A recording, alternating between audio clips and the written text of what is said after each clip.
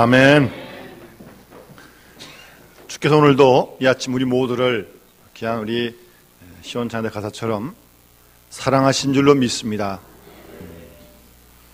그 사랑을 새롭게 경험하시고 그 사랑으로 우리가 인생 나그네 길에서 만나는 모든 작고 큰 어려움들을 이겨가고 또 그 사랑을 전파하는 사랑의 행복자들이 다 될 수 있기를 바랍니다.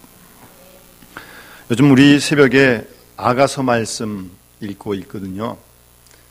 아가서가 사랑의 노래 아닙니까? 그래서 아가서 말씀을 읽으면서 제 마음 가운데 우리 모든 영남의 식구들이 정말 주님의 사랑을 듬뿍 경험하고 그래서 기쁘고 즐겁고 감사하고 그런 사랑을 받고 있으니 가만히 있겠습니까? 주님을 더 사랑하고 교회를 더 사랑하고 옆에 있는 우리 믿음의 식구들을 더 사랑하고 그뿐이겠습니까? 아직도 그 사랑을 모르는 그들도 사랑하는 그런 사랑의 행복자들이 다 되었으면 하는 마음이 제 마음 가운데 가득했고요. 그래서 그렇게 기도하고 있고 또 11월이 다가는 이 시점에 우리 마음 가운데 그런 사랑이 활활 타오른다면 정말 참 좋겠다 하는 그런 마음이 강하게 들었습니다. 그래서 오늘 본문 가운데 그 마지막 절이 특별히 제 마음 가운데 계속 메아리 쳐서 오늘 본문을 같이 함께 정했습니다. 우리 예수 그리스도를 변함없이 사랑하는 모든 자에게 은혜가 있을지어다. 여러분들이 주님 사랑하시는 거 제가 알고 있습니다. 그런데 그 사랑이 변함이 없어야 돼요. 했다 안 했다 뜨거웠다 식었다 그러지 말고 변함없이 사랑하는 그것이 중요한 것입니다.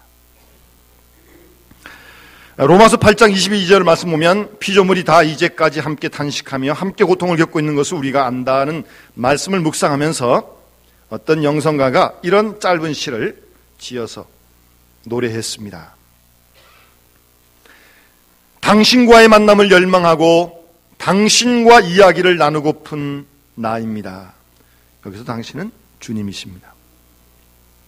생각과 기도 안에서만 아니라 내 눈으로 당신을 뵙고 싶습니다. 그러나 사람들의 얼굴을 통해서가 아닙니다. 나는 당신과 직접 이야기하고 싶습니다. 당신 입술의 움직임을 보고 싶습니다. 내 눈을 바라보시는 당신의 눈을, 움직이는 당신의 손을, 당신의 미소를, 눈물 흘리시는 당신을 나는 보고 싶습니다. 그러나 당신은 오시지 않은 채 내 열망은 그대로 남아 있습니다. 이제 이 열망을 에너지로 바꾸렵니다. 내 안에서 당신을 보게 하는 에너지로. 글쎄요, 얼마큼 공감이 되시는지 잘 모르겠습니다. 어쨌든 주님을 향한, 주님을 갈망하는 그런 마음 우리에게 항상 넘칠 수 있기를 바라고, 또 그런 감동이 오면 이렇게 사랑의 노래를 한번 써보시는 것도 굉장히 유익하다고 생각이 됩니다. 여러분, 오늘 에베소서 마지막 부분의 사도 바울은 자신의 사정을 에베소 교회에 알리려고 하는, 그런데 아주 사랑의 마음으로 알리려고 하는 그런 바울의 마음을 오늘 본문 마지막에서 엿볼 수 있습니다. 그리고 마지막에 그들을 축복하는 축복 기도로 에베소서를 마치고 있습니다. 본문에 보면 바울은 자신의 사정을 전혀 구체적으로 알리지 않습니다. 다만 감옥에 갇혀 있다고 하는 것, 그 외에는 아무 말도 하지 않습니다. 에베소 전체를 봐도 마찬가지입니다. 다만 이 두기고라고 하는 사람을 너에게 보내서 내가 무엇을 하고 있는지, 어떤 처지에 있는지를 두기고가 너에게 알릴 것이다. 끝. 더 이상 자신에 대해서는 전혀 언급을 하지 않고 있습니다. 우린 여기서 바울의 깊은 사랑의 마음을 놓치지 말아야 합니다. 지금 바울이 에베소 교인들을 위해서 기도하고 있는데, 편지하고 있는데 자신이 감옥에 갇혀 있잖아요. 그러니까 그 에베소 교인들이 바울을 걱정할 게 아니겠습니까? 얼마나 힘들까? 얼마나 고통스러울까? 부자유할까? 그러면서 바울을 위해서 많이 안타까워하면서 기도할 거 아니겠습니까? 그런데 그 당시의 감옥은요, 오늘날과 같은 그런 감옥 아니고요. 가장 그 감옥에 무서운 것은 그 감옥에 갇혀 있으면 언제 어떻게 처형을 당하는지 알 수 없는 그런 감옥이 바로 로마의 감옥입니다. 생사가 걸려있는 그런 감옥 생활입니다. 이러다가 언제 세상을 떠났다는 소식을 듣게 되는지 알 수 없는 그러한 감옥에 지금 바울이 있다는 말씀입니다. 그래서 에베소 교인들이 걱정을 하고 바울을 위해서 늘 기도하고 있어요. 그런데 바울은 지금 자신의 그런 사정을 알려고 하는데 세세하게 알려줘가지고 그들이 더 염려할까봐, 심하게 걱정할까봐 오히려 두기고를 보내가지고 그들을 위로하려고요. 위로는 바울이 받아야지. 감옥 속에 있는데 언제 죽을지도 모르는데. 오히려 그런데 그 바울이 걱정하고 기도하는 에베소 교인들을 위로하라고 오늘 두기고를 보내게 되는 것입니다. 바울의 관심은 자신이 당하는 고통에 있지 않습니다. 그래서 자신의 사정을 구체적으로 얘기하지 않고 바울이 걱정하는 것은 교회요, 하나님의 사업이었지 자신이 살고 죽는 것은 그렇게 큰 문제가 되지 않았던 것입니다. 여러분, 사랑이라고 하는 것은 언제나 자기 처지를 생각하지 않고 내 주위의 다른 사람들, 그리고 내가 사랑하는 그 대상, 그 다른 사람의 그 처지와 마음을 생각하는 것이 사랑 아닙니까? 그게 사랑이죠. 내 사정을 구구하게 다 알릴 필요 없습니다. 조그만 어려움이 있어도 그냥 금방 전화해가지고 내가 지금 다 죽겠다고 가보니까 죽지도 않는데, 그런 말 듣고 나면 그 사람 들은 사람은 더 얼마나 충격이 되겠습니까? 예? 그런 생각하지 않고 그냥 금방 이렇게. 여러분, 좋은 이야기는 해야겠지만 좋지 않은 이야기, 그런 마음 그렇게 구구하게 많이 할 거 없습니다. 간단하게 기도해달라고 그러면 됐지, 그걸 다 얘기해가지고 웬만하면 스스로 자기가 품고 있는 것이 좋아요. 여러분 잘 아시는 데카르트라고 하는 철학자는 당신이 가지고 있는 의심을 나에게 말하지 마십시오 그랬습니다. 왜냐하면 내가 가지고 있는 의심도 너무 많기 때문입니다 그랬습니다. 걱정거리는 누구에나 다 있는 거 아니겠습니까? 그런데 자기 걱정 남한테 얘기한다고 해결됩니까? 그것도 아닌데 그걸 얘기해가지고 그 짐을 남에게 그것까지 지우는 그런 사람들이 있습니다. 성숙하지 못한 사람이에요. 바울은 지금 감옥에 있으면서 자신이 얼마나 어렵겠습니까마는 자신에 대해서 한마디도 말하지 않습니다. 다만 두기고가 다 보았는데 두기고가 가서 너에게 알려줄 거다, 딱 거기까지만 그렇게 얘기하고 있습니다. 본문을 읽다 보면 또 생각해 보면 궁금한 점이 있어요. 이 두기고가 가지고 바울에 대한 이야기를 에베소 교회에게 무엇라고 전했을까? 여기 나와 있지 않지만 궁금하잖아요. 아마 틀림없이 이렇게 바울의 말을 두기고가 통해서 전했을 것입니다. 두기고야, 가거든 내가 고생한다는 이야기 하지 말고 내가 본 대로 말은 하겠지만 어렵다는 말은 하지 말아라.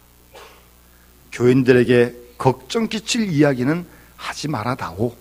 아마 그렇게 두기고에게 바울이 부탁했을 것이라고 그렇게 믿어집니다. 왜요? 에베소 교인들을 사랑하니까. 두기고는 본문에 말씀하신 대로 바울의 사랑받는 형제요 진실한 일꾼이다라고 그렇게 말씀하고 있습니다. 그러니까 바울은 두기고를 굳게 믿었던 거죠. 믿는다는 말은 그 사람의 진실을 믿는 것이고, 믿는다는 것은 그 사람의 능력을 믿는 것입니다. 진실을 믿는데 능력을 못 믿으면 일을 맡길 수가 없는 거죠. 어떤 집안의 가장이 운전면허증을 새로 구입했어요. 얼마나 좋겠습니까? 차를 타고, 자, 타봐라. 내가 한번 쫙 운전해 주겠다. 안 탑니다, 식구들이. 아빠는 믿지만 아빠 운전 실력을 믿을 수가 없어. 뭐 면허증 금방 땄으니까 그렇잖아요. 예. 아빠는 믿지만 그 실력을 믿지 못해요. 그러니까 못하겠는 거예요. 여러분, 우리가 누군가를 전적으로 믿는다고 하는 것은 그 사람의 능력과 그 사람의 지혜와 그 사람의 지도력까지 다 믿는 거예요. 그게 믿는 거예요. 그래야 그에게 일을 맡길 수 있는 거 아니겠습니까? 바울은 두기고를 믿었습니다. 그래서 그에게 이 일을 맡긴 것입니다. 사실대로 말할 것이고 본대로 말할 것이고, 그러나 자기 의견을 거기에 넣어서 덕이 되도록 말할 것이다. 틀림없이 가서 덕이 되도록, 그 에베소 교회에 은혜가 되도록 말할 것이다. 그 점을 믿었던 겁니다. 그래서 두기교에게 이 일을 맡기는 것입니다. 그래서 본문에 보게 되면 알게 하리라, 그리고 너희 마음을 위로하기 위하여라고 그렇게 22절에 말씀하고 있습니다. 여러분, 위로한다는 것은 용기를 준다는 말이고, 같은 처지에서 그 자리에서 함께 위로한다는 게 있습니까? 아무리 생각해도 참 놀라운 것은, 바울이 위로받아야 되는데 자기가 위로하겠다는 거 아닙니까 지금? 예? 우리가 상식적으로는 건강한 사람이 아픈 사람을 위로하고, 또 자유로운 사람이 어려운 목이 같은 사람을 위로하는 것이 맞죠. 그런데 성경은 그렇게 말하지 않아요. 오히려 감옥에 있는 사도 바울이 감옥 밖에 있는 에베소 교인들을 지금 위로하고 있는 것입니다. 여러분, 아마 그런 경험이 있을 거예요. 어떤 친구가 갑자기 어려움을 당해서 병원에 입원을 했습니다. 가서 뭐라고 위로를 해야겠는데, 뭐 위로할 말이 금방 떠오르지가 않아요. 안 갈 수는 없고 갔어요. 뭐 주주점에서 딱 갔어요. 딱 갔는데 그 사람이 너무나 환하게 방문한 우리를 딱 맞아주니까 오히려 갔다가 그분에게 오히려 위로를 받고 왔어요. 그 병원에 있는 분이 얼굴이 너무나 환한 거예요. 여러분, 사실은 이 위로라고 하는 것은 고난 중에 있는 사람이 자신이 위로를 받고 그 자기가 받은 위로를 상대방에게, 다른 사람에게 전하는 것입니다. 그렇게 위로를 하게 되는 것입니다. 사도 바울은 지금 감옥 속에 갇혀있어 몸을 불편하지만 마음이 편안했습니다. 마음이 편안했어요. 복음을 증거하다가 옥에 갇혔으니까 말입니다. 그래서 바울 입장에서는 오히려 밖에 있는 에베소 교인들이 안 된 것입니다. 내가 지금 옥에 갇혀있는 것 때문에 그들이 많이 걱정을 할 거기 때문에 오히려 그들을 사도 바울이 거꾸로 위로하고 있는 정말 사랑이 많은 바울의 마음을 본문 속에서 우리가 발견하게 되는 것입니다. 정말 성도들을 사랑하는 사도 바울의 성숙한 신앙과 인격을 우리가 본문에서 충분히 느낄 수 있습니다. 감옥에 있는 사람이 감옥 밖에 있는 사람을 위로하고 있지 않습니까? 그런데 어떤 환자들은요, 자기가 불편하다고 주위 사람들을 많이 힘들게 해요. 이해는 가요. 자기가 아프고 힘드니까. 그런데 그렇다고 옆에 있는 사람들을 그렇게 힘들게 하면 그거 좀 그렇잖아요. 예? 진정으로 신앙적인 인격과 덕을 갖춘 사람이라면 오히려 내가 이렇게 있음으로 하네요, 많은 사람들에게 걱정을 끼치고 있구나, 많은 사람을 수고하게 힘들게 하는구나 라고 하면서 오히려 그들을 위로할 수 있는 그런 좀 성숙한 신앙과 인격의 사람 되어야 되지 않겠습니까? 그것이 아름다운 마음이요 깊은 배려하는 마음인 것입니다. 사도 바울은 두기고를 에베소 교인들에게 보내서 그런 위로를 전달하고 싶은 거예요. 참 깊은 배려하는 마음, 그리고 사랑, 아주 놀라운 신앙적인 인격을 우리가 본문에서 발견하게 됩니다. 좀 그런 마음이 이 11월 마지막 주에 예배하는 우리 모두들에게 있었으면 참 좋겠다는 마음이 간절합니다. 이어서 본문의 사도 바울은 에베소 교인들에게 축복 기도를 하고 있는 것입니다. 23절 말씀, 하나님과 예수 그리스도로부터 평안과 믿음을 겸한 사랑이 형제들에게 있을지어다 라고 말씀하고 있습니다.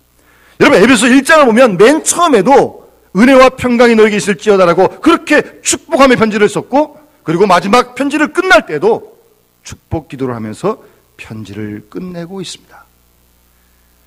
여러분, 이런 모습이 우리 그리스도인들의 모습이 되어야 합니다.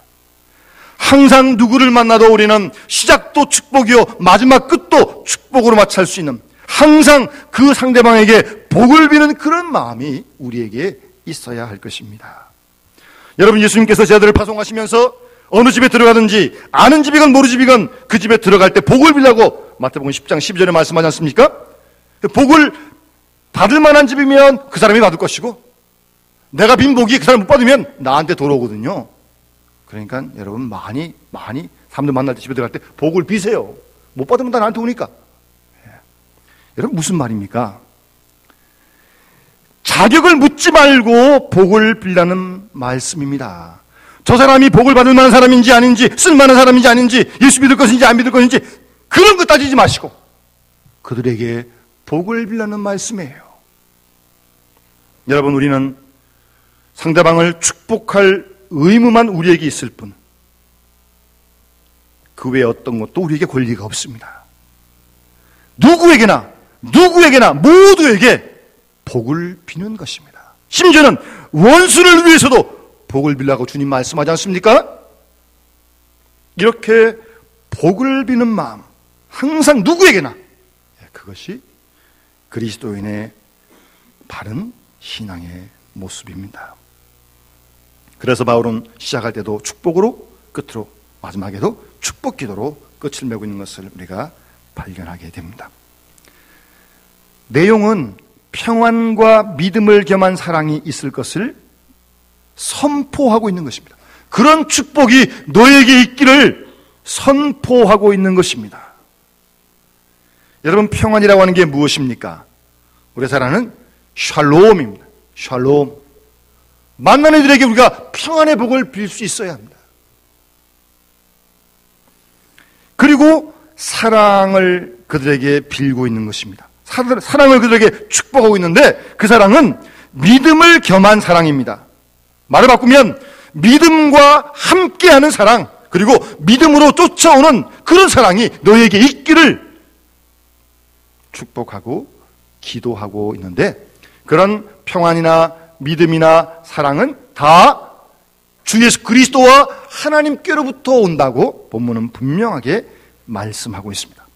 하나님이 그들에게 평강을 주실 것이고, 하나님께서 그들에게 믿음을 주실 것이고, 하나님께로부터 그들이 사랑을 받게 된다는 그런 말씀입니다.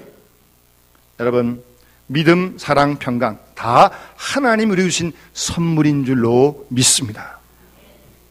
우리가 자녀를 사랑하든 남편을 사랑하든 아내를 사랑하든 우리가 사랑하는 사람의 그 마음은 분명 하나님이 우리에게 주신 선물입니다.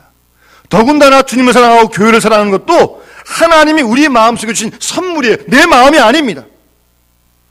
우리는 이 사실을 잊지 말아야 합니다. 하나님께서 우리에게 평강도 주시고, 하나님이 우리에게 믿음도 주시고, 사랑도 주시는 줄로 분명히 믿습니다. 그래서 너희에게 이런 평강과 그리고 믿음으로 도는 사랑이 너에게 있기를 간절히 소원한다라고 축복을 선포하고 있는 것입니다. 여러분, 심리학자 에릭 프롬은 인간의 모든 불만은 사랑의 분리에서 비롯된다고 말을 합니다. 모든 불만, 모든 원망, 모든 걱정, 결국 알고 보면 사랑 결핍에서 온다는 겁니다. 여러분, 우리가 하나님 앞에 열심히 기도합니다만 어떤 신학자는 이렇게 말을 합니다. 그런 모든 기도의 응답은 한마디로 요약된다라고 말하면서, 기도의 응답은 하나님은 사랑이시다 라고 하는 그것이 기도의 응답이라는 겁니다. 무슨 말인가 하면 내가 어떤 형편에 있든지 하나님께서 내가 너를 사랑한다라고 하는 그런 음성만 듣고 그런 확신만 있다면 모든 문제 다 이길 수 있는 거 아니겠어요? 그게 경험되지 않으니까 우리가 불평하고 불만하는 거 아니겠습니까? 사도 바울은 평안과 믿음과 사랑이 있을지어다 하고 아주 근본적인 문제 해결을, 그런 복을 빌고 있는 것입니다. 이런 축복을 우리 모두 함께 하나님께로부터 받을 수 있길 바라고요. 이런 받은 복을 우리 주위 사람들에게, 우리도 그들을 위해서 이런 축복을 빌 수 있는, 기도할 수 있는 복의 근원들이 되면 참 좋겠습니다. 그리고 마지막으로 오늘 이 에베소서에만 있는 마지막 축복의 말씀이 있는데 마지막 절입니다. 우리 주 예수 그리스도를 변함없이 사랑하는 모든 자에게 은혜가 있을지어다 라고 말씀하고 있습니다. 아멘. 예수 그리스도를 변함없이 사랑하는 자에게, 불변으로 뜨겁게 사랑하는 자에게 은혜가 있을 것이라고 특별한 축복을 말씀하고 있습니다. 이 본문을 갖고 있다 보면 요한계시록 2장 1절 이하의 말씀을 생각하게 됩니다. 우리 주님께서 7교회에 주신 메시지 가운데 에베소 교회에 준 편지의 글을 읽어보게 되면 주님이 에베소 교회를 칭찬하십니다. 너희가 수고를 많이 하고 인내하고 분별하고 견디고 부지런하고 참 좋았다. 그런데 그렇게 다 칭찬하신 다음에 주님이 그러나 너를 책망할 것이 있나니 너의 처음 사랑을 버렸다라고 에베소 교회를 책망하시는 말씀을 기억하게 됩니다. 아마 에베소 교회가 좀 흔들렸던 것 같아요. 처음 사랑을 잊어버렸던 것입니다. 그들의 사랑이 변했습니다. 오늘 변함없이 사랑하는 이 말씀과 연결되어지지 않습니까? 주님을 변함없이 사랑하는 그런 첫사랑으로 줄기차게 그들이 나갔지 못했던 것입니다. 첫사랑이 빠져나갔어요. 처음 사랑이 없어지고 말았습니다. 그래서 주님께서 에베소 교인들을 책망하시는 것입니다. 여러분, 사랑이라고 하는 것은 변함이 없어야 합니다. 변함이 없어야 합니다.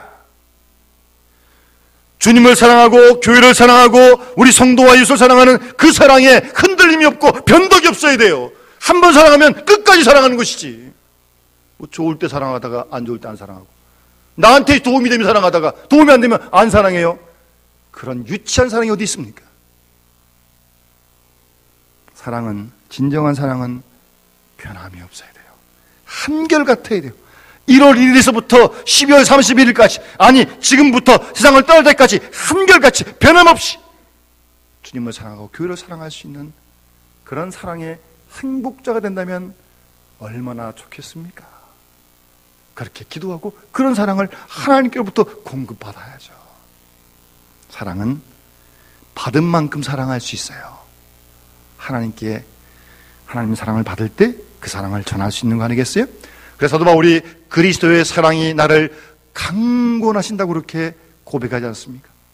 막 주의 사랑이 바울을 강권하시니까 옥에 갇히고 매를 맞고 먹지 못하고, 그러면서도 복음을 힘있게 증거할 수 있었던 거 아니겠습니까?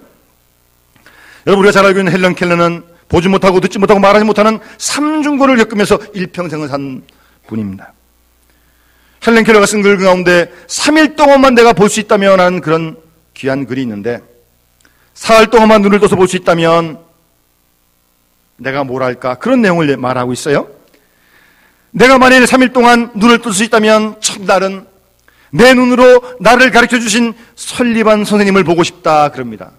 이 헬런 켈러 뒤에는 설리반이라고 하는 아주 훌륭한 선생님이 있었어요. 그 선생님 아니었으면 헬런 켈러 되지 못했습니다.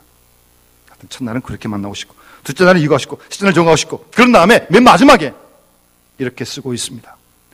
이러다가 다시 영원히 암흑으로 내 눈이 감겨질 때 나의 하나님께 사흘 동안 눈을 떠서 보게 해주신 것을 나는 깊이 감사하며 눈을 감을 것이다. 그렇게 기록하고 있습니다. 한평생 눈을 감고 살았지만 사흘만 눈을 뜨게 해주신, 그래서 내가 볼 수 있는 걸 보게 해주신 그 하나님께 감사하며 마지막 눈을 감을 것이라고 변함없이 주님을 사랑하는 사람입니다. 변함없이요. 우리가 잘 아는 영국의 역사학자 토인비는 역사를 통틀어 연구한 다음에 이런 결론을 맺습니다. 기독교가 역사에 많은 공헌을 했는데 그 중에 가장 위대한 것은 첫 번째로 하나님은 사랑이시라고 가르쳐준 것이고, 두 번째는 칼을 쓰는 자는 칼로 망한다는 것을 가르쳐준 것이다 라고 기독교의 핵심을 아주 잘 요약해 주었습니다. 여러분, 우리가 믿는 하나님은 사랑이십니다. 사랑이세요. 그래서 우리를 사랑하셨고 지금도 사랑하시고 앞으로도 영원히 사랑하실 줄로 믿습니다. 그런데 그 사랑을 우리가 날마다 새롭게 경험을 해야 돼요. 사랑하시는 거 알아요. 머리로 알아요. 근데 머리로 아는 거 가지고 안 돼요. 하나님이 우리를 사랑하시는 그 사랑을 날마다 새롭게 경험할 수 있어야 합니다. 그러면 막 우리 속에서 막 기쁨이 생기고요. 그 속에서 막 힘이 생기고요. 그 사랑을 경험하면 마음에 평강이 넘쳐나요. 뭐 미운 사람 아무도 없어요. 그 사랑이 나한테 넘치는데 사랑하지 않고는 견딜 수가 없는 겁니다. 여러분, 그렇게 한번 안 살아보시겠어요? 뭐 어차피 짧게 사시는데 사랑하며 사시는 거예요. 더 풍성하게요. 더 많이요. 여기 머물리지 마시고. 그 사랑이 우리의 생명의 원동력인 줄로 믿고 있습니다. 오늘도 내일도 오래 남은 때도 우리 남은 인생도 주님의 사랑을 늘 감사하면서 그 사랑을 날마다 새롭게 경험하고, 그래야 권태기가 없거든요. 그래서 그 사랑을 가지고 주님을 사랑하고 교회를 사랑하고 성도들을 사랑하고 아직도 그 사랑을 모르는 이들에게 그 사랑을 전하는 정말 사랑의 행복자, 사랑의 전도자가 된다면 얼마나 좋겠습니까? 이런 은혜가 11월 마지막 주를 맞는 우리 모두에게 넘칠 수 있기를 주 이름으로 축원합니다. 기도하겠습니다. 하나님 아버지, 사랑이 뭔지도 모르고 사랑할 줄도 모르고 자기밖에 모르고 철저히 이기적인 저희들, 주께서 택하여 부르시고 십자가의 크신 사랑으로 우리의 죄를 용서하여 주시고 그 사랑을 느끼게 하시고 깨닫게 하시고 경험하게 하시는 우리 하나님 아버지의 변함이 없인 신실하신 사랑을 찬양합니다.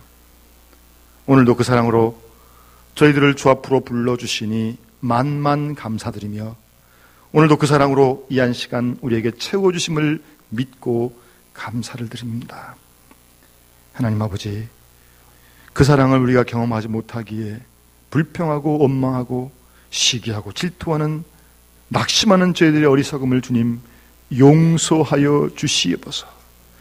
우리 속에 성령께서 성령으로 감동을 하시어 주님을 변함없이 사랑하는 우리 모두가 되게 하시고, 우리 속에 하나님 주시는 평강과 믿음과 사랑이 오늘도 내일도 넘쳐나 그 사랑을 전하며 베풀며 살아가는 사랑의 행복자, 복의 근원들이 다 되어줄 수 있도록 도와주시고, 이 세상 어떤 무엇으로도 끊을 수 없는 그 사랑의 힘을 가지고 세상을 넉넉히 이겨가는 사랑의 사람들로 축복해 주시옵소서.